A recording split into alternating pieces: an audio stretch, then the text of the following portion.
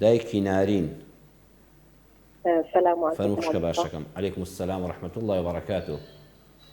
مامۆستا گیان دوو پرسیارم هەیە بێ زەحمەت. پرسیاری یەکەمت خوشکە باشەکەم. مامۆستا کەسێک پارەی منی خواردووە ئەگەر من بڵێم با بڵێم گردنی ئازا بێت لەبەر ئەوەی وجدان خۆ مرتاح بێت ئایا لێ پێچینەوەی لێ ئەکرێت لەو دنیا یاتر هەر چۆن زۆر نامرتاحم ئەگەر لێی خۆش نەبم بۆ ویژدانی خۆداران بێت. خۆش بوومە بەڵێ من لە هەموو کەسێک خۆشە بم ئەگەر بەویش بڵێم گردنی ئازا بێت بەڵام لە لایەکیشەوە دڵم نامرتاح هەچکرد پارەمی خواردووە. بەڵێ لە قیامەت ئایا خوا چی لەگەڵ دەکا؟ بەڵێ بەڵێ و دووەم پرسیارشم مامۆستا دایم ئێمە قەرزدارین یعنی هەستەکەم بەرەکەت نییە لە ماڵمان و قورئانە خوێنم نوێژەکەین خۆم و هاوسەرەکەم بەس نازان بۆچی مامۆستا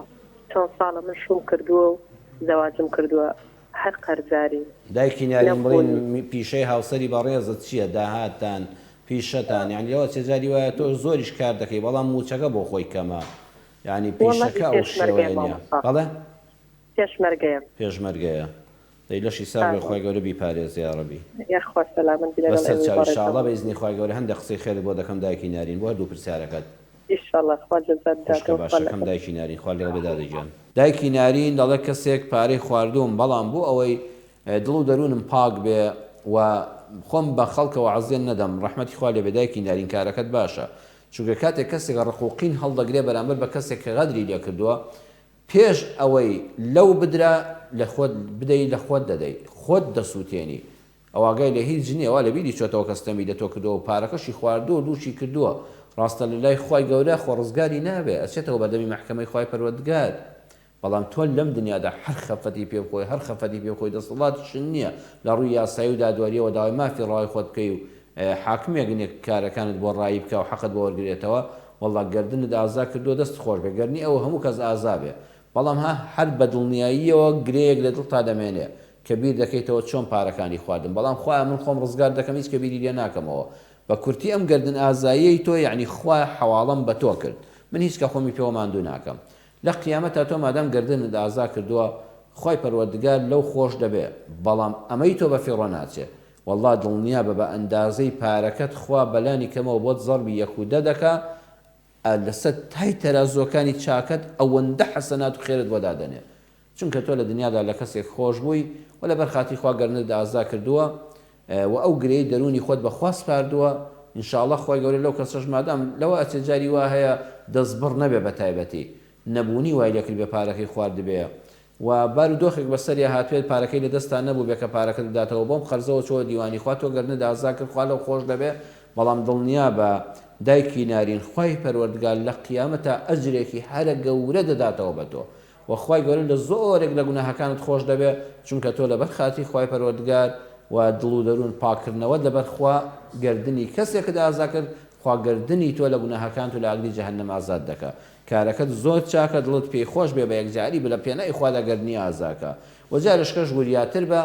پارەی خۆت مەدە بە کەسێک کە بۆت بخوا ئینسان لە هەر شتێک ئەزمونێک تەجروبەیەک وەرگێ ئەمە شتێکی باشە ئەفەرمووی دایمە قەرزارین بێبەرەکەتین یعنی نوێژ دەکەین ڕۆژوو دەگرین بەڵام مێردەکەم پێشمەرگەیە خی گەورە مێردەکەی جەنابیشت و هەموو هێزی پێشمەرگەی کوردستان مسلمانان ئەوانەی کە ڕوو لەخوان ئەوانەی کە کۆیلەی حیزب و کەزنین و تەنها لە پێناوی پاراستنی خاکی کوردستان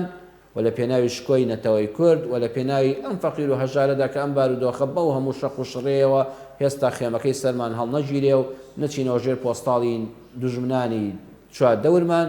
ئینا کۆیلە نین کۆیلەی حیزب نین کۆیلەی کەس و مەسئول نین پێشمەرگەی دڵسۆزی خاکی کوردستان خی گەورە ئەوانە پارێزێ و ئەوانی کە ڕوو لە دینن و لە هەر شوێنێک بن تاعەت و عیبادەتی خۆیان دەکەن واللهی خوشکە باشەکەم ماڵەکەتان بەرەکەتی تێدایە ماڵەکەتان ڕەحمەتی خوای تێدایە بەڵام موچەی پێشمەرگە بۆ خۆی کەمە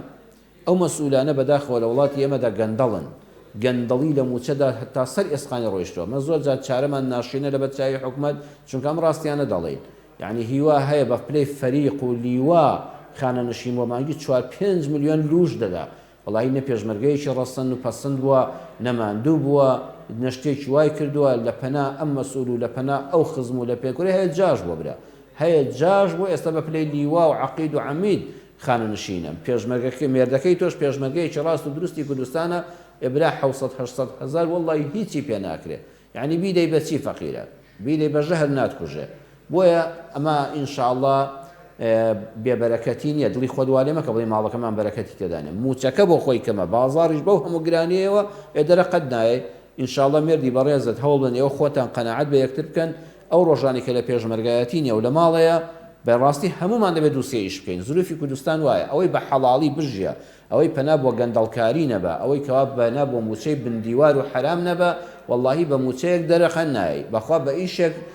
ماڵەکەت پێ بەڕێوە ناچێت بە شکۆیەکی ڕاستەقینەی شایستە بە ژیانی مرۆڤ بۆیە مێردەکەت ئەو مەسافانی کە لە دەوامی پێشمەرگایەتی نییە ئینشاءڵڵا هەوڵ بدا کەسابەتی چکە بکە و تۆش پشتیوانی بە و بەرەکەتی ماڵ بەدەستی ژنیشەوەیە هەموویشە بسمیللا بکە لە کاتی لێنانی هەر خواردنێکە و الحەمدولله بکەن زیکری خوا ئەستەغفر الله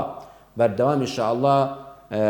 دایکی نارین ڕۆژانە زۆر ئاسانە هزار ئەستەغفر الله بکە 100 سڵاوات لەسەر پێغەمبەری نازدار صلی الله علیه وسلم ئینشاءڵڵا پارەکەت چەند کەم بێ لە ڕووی ژمارەوە بەڵام لە ڕووی چەندێتیەوە خۆی پەروەردگار